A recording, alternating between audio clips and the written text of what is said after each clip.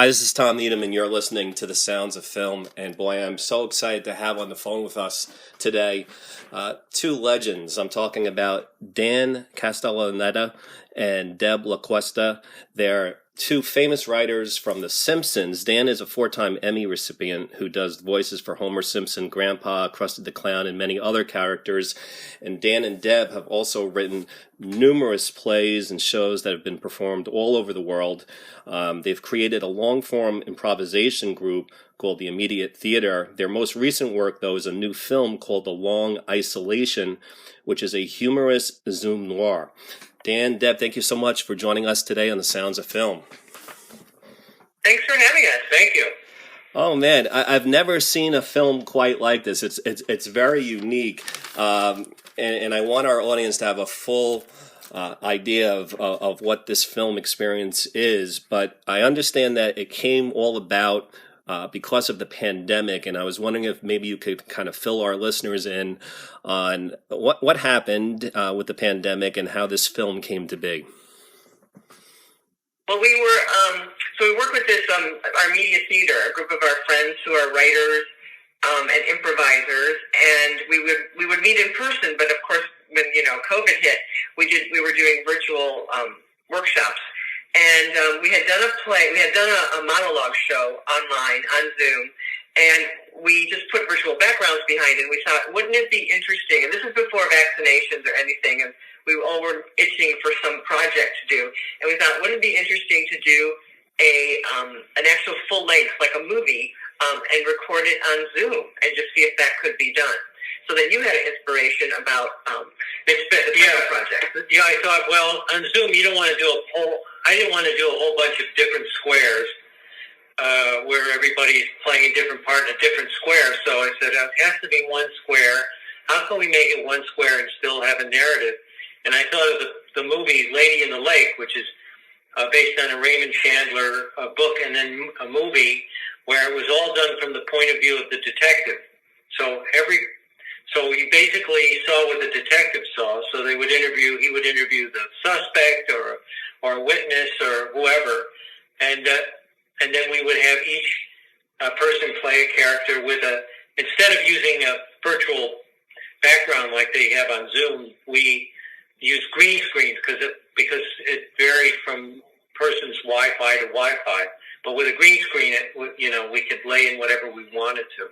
So we wrote the screenplay, the Zoom Noir, and we tailored it to the people that are in our theater, our improv theater company. So we wrote characters for all of them, and then we worked with this amazing young editor, Allison McSwain, who's now in graduate school for lighting in Cornell. She's just amazing on the computer. And we worked with her as our technical director and editor. We basically sent green screens to all of our actors if they didn't have them, fedoras, costume pieces. They sourced what they had at home. We sent props, fake guns and stuff to people. And that was kind of weird because one time we gave a gun. We happened to have a prop box at home. A gun in a paper bag, and we put it. We couldn't contact anyone, so we put it on the front porch of an actor. And he was like, "What is this?" Well, somebody, Oliver's daughter, I think, what the heck's going on? There's a gun in a paper bag on our front porch. Ordering guns. But we also art directed it. Dan and I, we sourced visuals that looked like 1940s Los Angeles, and you can get a lot of those. Free through the LA Public Library. They source tons of visuals from different restaurants. And so we kind of would source those and kind of re-edit them or zoom in or zoom out and basically could create all of our environments. So we looked for for whatever scene we needed, the detective's office. We needed a nightclub. We needed a jail. We needed the interior of a car, art gallery. Yeah, so we did all of that, and she recorded on Zoom, which essentially filmed on Zoom, and she married the backgrounds with the actors. And that's how that came about. And how did you keep the quality of the look of the film consistent? Because not everyone has the same equipment at their house, or was that something that you had to figure out as well? Well, Allison would help asked people to do settings on Zoom so she was sort of the overseer of the quality, and people had different quality. And one of the things we did find was some people were a little fuzzier than others, so then we would just make the background a little fuzzier than they were, so that they would come forward. Yeah, they would pop more, and it's almost like a trick to the eye, because you kind of accept it's an old film if it's a teeny bit fuzzy. Right. But if the actor is more prominent, you go, oh, this is a movie. Of course, they're more prominent. You accept it. The other thing we found is that because we decided to make it in black and white, we didn't have to worry about color correction, so you could make the whole thing more seamless. I think that's how that works for us in our favor. And audio was an issue. We spent a lot of weeks, maybe a month, on correcting audio at the end, because everyone, even though we tested everyone's audio, everyone had different, echoes in their office. One of our actors happened to be on location, so she had to do it in a hotel room. And we're like, it sounds terrible in there. What do we have to do? So we just had her do it, and then she did some ADR, some dubbing at the end. We would dub certain things. So the audio, getting the audio consistent was a challenge. I love the music in the movie, and I understand that you used Laura Hill from Who's Line. Right. Yeah, tell me a little bit about the music and how you worked that into this movie. It's so important. Yeah, the two inspirations were Chet Baker and the theme song from The Long Goodbye. Yeah. Which is the Elliott Gould movie. Which they had the theme running throughout the movie. And a little bit of Chinatown, too, with the horn, the kind of, as opposed to a saxophone. So those were the three. So we told Laura that was the general idea. And then and we worked with Laura before. She worked with us at Second City in Chicago. We've worked on numerous shows with her. She's written music for a lot of shows we've done. Yeah, she's great. So she got it right away. He said Chet Baker, and she got those references. And then we wrote the lyrics to it, and and she found she found the horn. What's the name of the horn guy? He was so great. Probin Gregory. Yeah, Probin Gregory did the solo horn, but she did everything. And the two singers, Julie Brown and Dan sang the Chet Baker part. They did everything virtually. So she recorded. We got all of those things recorded, and she mixed that all together in her studio. So all of the music was done virtually. When you first started doing this, was this just something that you were doing for fun, or did you realize that this was going to turn out to be like a major feature film the way it has? No, we did it for fun to kind of. We've done, we do shows as our group and invite friends, and some people. We have some fans who come to see, and we thought, let's just make this another show we're going to put on. And then one of the cast members, Lance Kinsey, who he had entered a film that he had done in a number of different film festivals, and he suggested that we do it. So Deb took it upon herself to start entering. It was weird. We did it to kind of entertain ourselves, just keep us busy during COVID. Right. But also to we took a lot of time. We made it as good as we possibly could, and then we had a virtual screening, and we got with some friends and family kind of thing, and we got great feedback, and people were excited about it. So we felt it had some energy. And then when I talked to Lance, I got a list of his film festival places, and then found some more places to submit, and it's been getting a great response. I think we've been in about 9 festivals so far. Yeah. It's almost like you created a new genre. Is this something that you'd like to do again? I don't know. If we come up with an idea that we get excited about, we might try this again. But this time, we don't have to have people. Yeah. At home, we could probably film it on our phones or camera in front of a green screen, and try something different. But it have to be an idea that we really get like it go. I can just see if it's something I can see, then we'll do it. And it's something Deb can see too. Yeah, I think the quality. We got to do it. We got to both be into it 100%. But the quality of, like, for instance, you can shoot on iPhones. The quality is so amazing. Yeah. We had to do it on Zoom, which was a bit of a compromise because we would do take after take. We find the perfect take, and then when we looked at it in the edit, there'd be a glitch or a word dropped out, and we'd have to go to another take to find a replacement for that. So that was the frustrating part. But we wanted to do the shooting on Zoom so we could direct them, because if you're shooting on a phone, you can't really direct the actor. You're just hoping they do it correctly, or the best that they can. Well, tell me that was a compromise. Tell me about the actors. You said you wrote the script, but that you usually do theater, like improv theater, with a lot of these people. Was this word for word exactly what you wrote, or did you allow some freedom for people to improvise? I think about 90% of it was written. Mm-hmm. There was a few little areas where they improvised. Mm-hmm. Maybe like a line or just a better suggest a better line, or the little they had like a little run where the detective is talking to his old police the guy that he used to be on the force with, right? And he goes, you weren't. He goes, you're right, I wasn't good enough at kissing butt. And then they did like an improvisation of, I don't kiss butt. Yes, you do. Look at me. This is how I kiss butt. And stop that. That's not the way I kiss butt.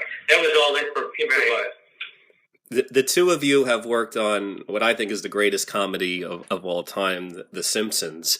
And no one knows better about comedy than the two of you do. What are some of the lessons that you've learned about comedy? Because people keep on telling me that comedy is the most difficult thing in the world to do. I don't know if the two of you agree or not. But what have you learned from all your years working on The Simpsons that you actually utilized in this movie? That's a good question. Well, I think part of it, I do agree that comedy is a little bit more difficult than drama, because if it's a good comedy or a good character or a good scene in a comedy, the person has to play it kind of real. Even if it's a heightened kind of sense of real, it has to be grounded in their character, and then the laughs, you don't have to push for laughs, because the way the situation you put the character in will create a line that will elicit a laugh, and it's not necessarily taken out of context, even a funny line or a joke, but it's like the situation. And I think working on The Simpsons is that, you have very strong characters on that show. Well, that's the thing, is the characters themselves do not know that they're funny. They to them is dramatic, it's dire, it's important. And I remember that early on in The Simpsons, Jim Brooks says, these are real people, with real problems and wants, and they get hurt, and they, and so we kept that in mind, and it helped make things that needed to, that were, I think it sort of helped with the comedy. And I remember even hearing a thing of Mike Nichols saying when they was directing a play, Barefoot in the Park, he said it's the two actors at that time on the stage. It was Elizabeth Ashley and Robert Redford, who are really dramatic actors. And he said, don't play this for laughs. Play this like this is Chekhov, that this is serious, And then they got huge laughs, because the people can see that these are real people that are struggling. Right? but the situations are absurd enough that the audience can see the comedy in it. Yeah, you can't. What kind of ruins I think younger actors sometimes maybe don't get it, is to wink at the audience and to kind of sort of half play it real and kind of already be chuckling. It kind of detracts from the comedy, the seriousness of the comedy, I think. Yeah, it's that's kind of a different style. Yeah, that's a style that comes out of recognition sometimes more than people being involved in what's going on, a drama. Mm-hmm. And how would you describe the comedy in this movie as opposed to the comedy of The Simpsons? Well, certainly it's not animated. Yeah. Right. Everybody. Right. Well, we definitely were going for a noir style. Yeah. So we had actors like review some noir films to really understand. It's a bit heightened. Yeah. Sure. It's also a parody of a genre. Right. I mean, Simpsons have done parodies of genres, but that's kind of like the Halloween shows or but the show itself is what it is, as opposed to what we're doing, which was it's a genre, so we're doing a kind of send up of it and making fun of some of the tropes. But like we were inspired also by Mel Brooks' Young Frankenstein, which is done totally straight, but there are the most hysterical laughs and scenes in that. The only character that sort of winks at the audience and breaks the fourth wall is Marty Feldman. But that's kind of fine because he's a little kooky. Yeah, he's crazy. So, his character's crazy anyway. So that's kind of was our inspiration as far as tone for it. I always wonder how, like, when you're doing animation, or if you're doing even this movie, when you're doing comedy and there's no audience there, how do you know if it's funny or not? You do live theater, so you've been in front of an audience and you can get that feedback, and that's very helpful to an actor. But how do you know it's working when there is no audience? One of the things is we did a couple readings of it, and you kind of can tell by your ear whether it's working. I think the most important thing is it hold together? Does the scene hold together? Is at least does it hold interest? In terms of the laughs, you don't know what. It's interesting when we've seen screenings, different things get different laughs. So, but what's great is you can still see it holds together. People are involved in the story. But yeah, I would say that, and also, I guess it's basically, if we can't have an audience, we just have to go by what we think is funny. Yeah, I think we were entertaining ourselves a little bit. We're like, that's funny. We like that. I mean, then after repeated looking at the edits, you're like, are we sure that's funny? I'm not positive now. But really helpful is to have our group of writer improvisers do several readings of it. And then we all would hear their notes afterwards, Yeah. And we'd hear when things maybe were too long or something was flat, or could we, perk that up. So I think with any project, with a play that we work on, or even like The Simpsons, we'll have a table read just for the writers to hear where the laugh. I mean, so you just hear where the laughs are with the other writers, so you know that things are landing, or you need more space for that particular laugh. You could hold, for that. So that's crucial, I think. And we would even audio tape our readings to go back and hear what went wrong, what didn't seem to go right. How do you balance your personal and working relationship? You two seem to have a really special thing going on. It took a long time to get. I mean, we've always collaborated ever since we've been together. Yeah, we met in improv classes years ago in Chicago, and we've always been in shows together. And sometimes you're right, the project takes over a lot of your life, but at a certain point, I think we've gotten pretty good about just going, okay, I'm done talking about it. I'm done. It's time for dinner. We can't discuss this anymore. I think we've even said well, we've got to sit down and lay out an amount of time to work on this, and then that's it. We're done, And then occasionally, sometimes somebody will go, well, it's okay if I go off and work on this section, or yeah, sure, fine, go ahead, and then I give it to Deb, or Deb would give it to me, and then I'd make my notes and so forth. But yeah, we don't. But also, we're not doing projects like when we finish this project, we kind of took a pause. You take a breather and you don't get involved in something right away. So that helps. It seems like you strike a really interesting balance too with your work. I mean, obviously, The Simpsons is a major commitment, but you've both stayed very dedicated to all these other projects that you do. The theater group, you've done a CD, you write a lot of different things. Tell me, like, what is your what is it that you're striving for in your personal life when it comes to your art? I think we love creating theater or drama or whatever you want to say, whether it's filmed or it's on stage or television, and hearing the audience reaction. It's some of the greatest satisfaction is if the audience really likes what you've created out of nothing. And also we're big students, and we just really loved working in improvisation, especially the original games, Viola Spolin's games, and pushing those games to create long forming, to create even sometimes dramatic one-act plays. And so we really loved, we've always strived, because when we were younger, you learn improv games and you just try to be funny, on stage, or you're doing sketch, which is short and funny. And but as we've gotten older, we realize that this form of improv can go really deeper, and it's kind of a method of working in the theater as well, and in rehearsal. It's like a great, I want to say, a set of skills that you can learn. It actually, all of improvisation came out of theater. It was really, to train people, first children to do theater, and then was used with adults for rehearsals and so forth, and eventually became a cabaret, what we call cabaret, which is a short series of short pieces or improvisation, improvising.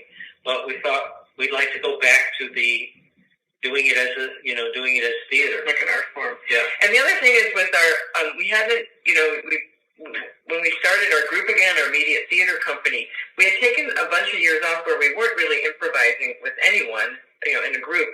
And we really missed it. And the thing about doing the games is it creates a sense of community. I mean, we all have a lot of connections with our fellow improvisers from the Second City who are alumni, or alumni from the Groundlings. We all have like a common language.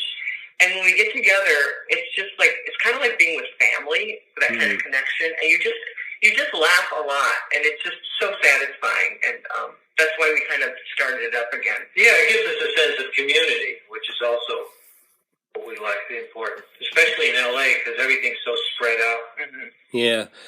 Dan, your experience with improv, does it help you in any way when you're doing voices for The Simpsons? I know that's all scripted, but still? Yeah, for acting, I've discovered improvisation, basically, you get the feeling that you're saying things for the first time because you are. And you try to match that feeling with scripted material.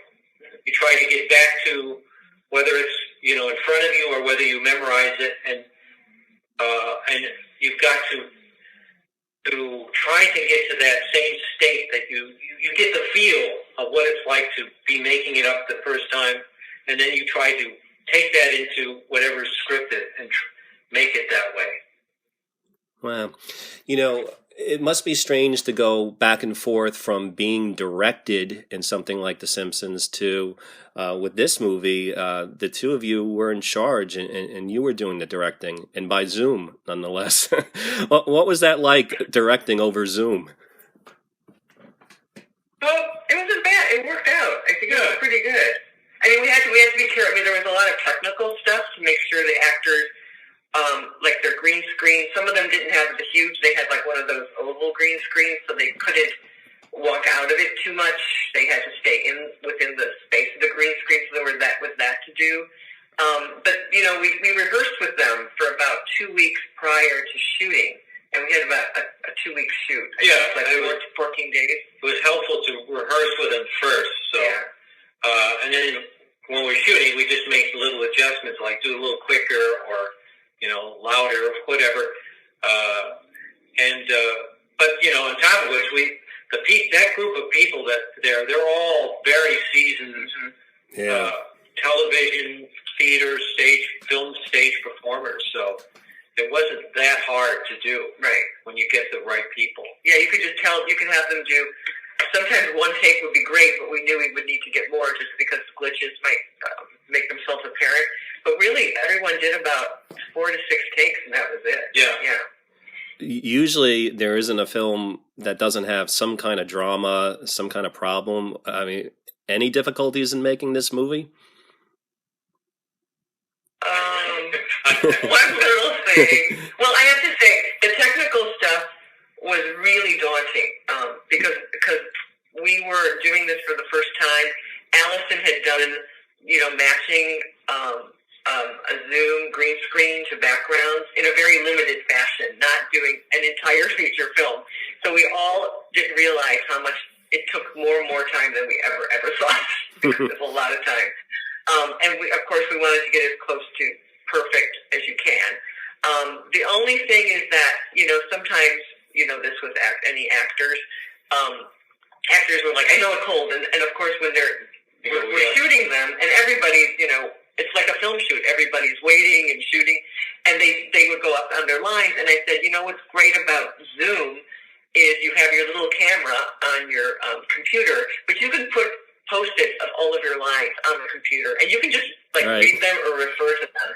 So we would sometimes pause. We'd have to say, why don't you just stop? Take some time. Take your lines up on the computer screen, and just do it all, and have it up there to refer to instead of worrying about the lines. Cheat sheet, and it totally worked. Yeah, even their eye line wasn't even bothersome. So that was a few things we ran into, but. I think we ran into more technical. Yeah, we didn't have any problems with people, going to their trailer because they were in their home, or marching off the set because they'd have to walk outside of their own houses. Yeah. And Jonathan, who did the detective, Marlowe Phillips, he was at every shoot and every rehearsal because he was acting with the other actors even off screen. So we were recording him while you just saw them. So he was not doing his lines somewhere else because you kind of need, and that's kind of how The Simpsons works too.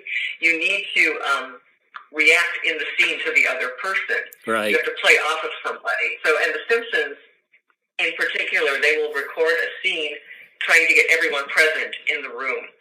And even on Zoom right now, you're recording, aren't you? Yeah. I guess they'll get.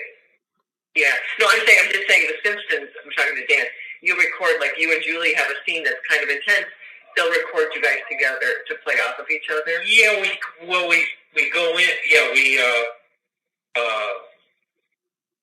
yes, that's right. We do go in. No, what happens is we'll sign in on Zoom and then talk to everybody, but then they'll hook us up, and then I can hear Julie on the Ethernet. Oh, I see. Okay. And then I can hear her, but and because Zoom actually is a problem because there's a little bit of a delay. All right. I guess the way they do it because they're recording it. But it didn't seem to be a problem when we were doing it. No. You mentioned that this movie is a parody, and that on The Simpsons you've done numerous parodies, especially with the Halloween episodes, and you've done parodies of all different kinds of movies through the years. Are there any rules in your mind in terms of what to do or not to do when you're doing a parody of a famous genre or famous movie? No, I don't know of any rules other than, I guess, try to, I guess, like Deb mentioned, Mel Brooks, try to kind of honor the genre, Yeah. as much as you can, to draw people into it so that then they eventually be surprised and laugh when things go a little bit askew. Like when For Young Frankenstein opens, it's a very, especially the titles, it's very serious. They have that very haunting melody and the rain and the dark, the Frankenstein's castle and so forth. So you're drawn into the drama of it, and then you laugh because there's some incongruity from the drama, the world that they've created, and the way some people are behaving. Yeah, they create a real, I guess what it is, there's a reality, and then you kind of puncture it a little, but the reality stays pretty consistent throughout. It's really grounded. That way you then can play with the humor throughout. Well, as you look back at this whole film experience, what would you say is the thing that the two of you are most proud of about this movie? I really loved it. I thought everybody gave a great performance. It was amazing. I was proud of the fact that we were able to collect. We were with this great group of talented people, and I was proud of the fact that we were able to let them all, show their stuff. Yeah. I agree. And also, I was just, because this is like our first feature film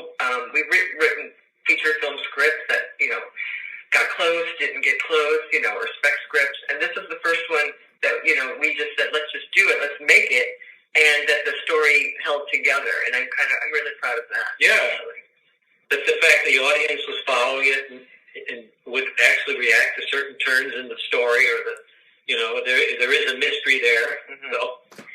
Well, I think there's a lot of people listening right now that are wondering, how can I see this movie? Do you have a website or anything like that where people can go to find out about how to see this film and if it's playing in festivals, or where can people go to find out about this? Well, it is playing in festivals, so there's not access to it because, we're still waiting on a bunch of festivals. It will be, I think it won't be online, but I'm not positive, but we're part of the Hollywood Real Independent Film Festival. We were just selected, and we were selected as Best Comedy and Best Web Feature, and that's going to be in person in LA I think in August or July, and those dates will be announced later. But the way to get information is to go to Facebook and type in Immediate Theater, and there is a website, and it will tell you like if there's a way to watch it, but unfortunately it's not available widely yet because available in the festivals. Yeah, we have to still play out the festival circuit. Well, we're going to play this interview again when the film becomes more widely available. But Dan and Deb, I just want to thank you so much. I really enjoyed this movie, and I am such a huge fan of The Simpsons and the work that you've done through the years. You mean so much to me and so many millions of people. And I want to wish you the best. I love this movie. I hope people get a chance to see it. And I hope that we can talk again in the future just about your entire career. But I do want to highly recommend to everybody that they check out this film. Deb, Dan, thank you so much for coming on The Sounds of Film. I really appreciate it. Thank you, Tom. Yeah. And hopefully we can talk again in the future. Good luck with everything. Thanks. Okay, bye-bye.